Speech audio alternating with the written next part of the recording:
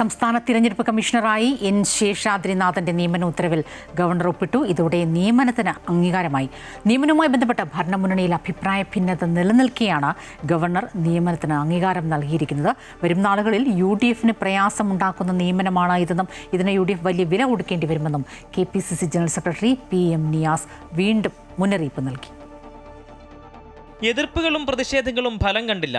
ശേഷാദ്രിനാഥനെ സംസ്ഥാന തെരഞ്ഞെടുപ്പ് കമ്മീഷണറായി നിയമിക്കാനുള്ള മന്ത്രിസഭാ യോഗത്തിന്റെ ശുപാർശ ഗവർണർ അംഗീകരിച്ചു. ജില്ലാ ജഡ്ജിയായി വിരമിച്ച എൻ ശേഷാദ്രിനാഥനെ തെരഞ്ഞെടുപ്പ് കമ്മീഷണറാക്കുന്ന നടപടിക്കെതിരെ വിമർശനവും പ്രതിഷേധവും ഉയർന്നത് കോൺഗ്രസിന് തന്നെയാണ്. KPCC ജനറൽ സെക്രട്ടറി PM നിയാസാണ് എതിർപ്പുന്നയിച്ചത്. സംഘപരിവാർ ബന്ധം ആരോപിച്ചായിരുന്നു വിമർശനം. എന്നാൽ നിയമനം തന്റെയും മന്ത്രിസഭയുടെയും അംഗീകാരത്തോടെയാണെന്ന് പറഞ്ഞ വകുപ്പ് മന്ത്രി നിയമനത്തെ ന്യായീകരിച്ചു. നിയാസ് ഇന്നും നടപടിക്കെതിരെ അതൃപ്തി പരസ്യമാക്കി. ഈ തീരുമാനം UDF-നെ സംബന്ധിച്ചിടത്തോളം ഏറ്റവും വലിയ വില കൊടുക്കേണ്ടി വരുമെന്ന് പ്രതീക്ഷിക്കുന്ന ആളാണ്. ആ വില വരും കാലങ്ങളിൽ അത് UDF ഏറ്റുവാങ്ങേണ്ടി വരും. ഈ കാര്യത്തിൽ പാർട്ടി എടുത്ത തീരുമാനം ശരിയാണോ എന്ന് എനിക്ക് സംശയമുണ്ട്. മാർച്ച് 30-ന് A ഷാജഹാൻ സ്ഥാനമൊഴിഞ്ഞ ശേഷം 3 മാസത്തോളമായി സംസ്ഥാന തെരഞ്ഞെടുപ്പ് കമ്മീഷണർ സ്ഥാനം ഒഴിഞ്ഞുകിടക്കുകയാണ്. UDF സർക്കാർ അധികാരത്തിലെത്തിയ ശേഷമാണ് ശേഷാദ്രിനാഥനെ നിയമിക്കാൻ തീരുമാനിക്കുന്നത്.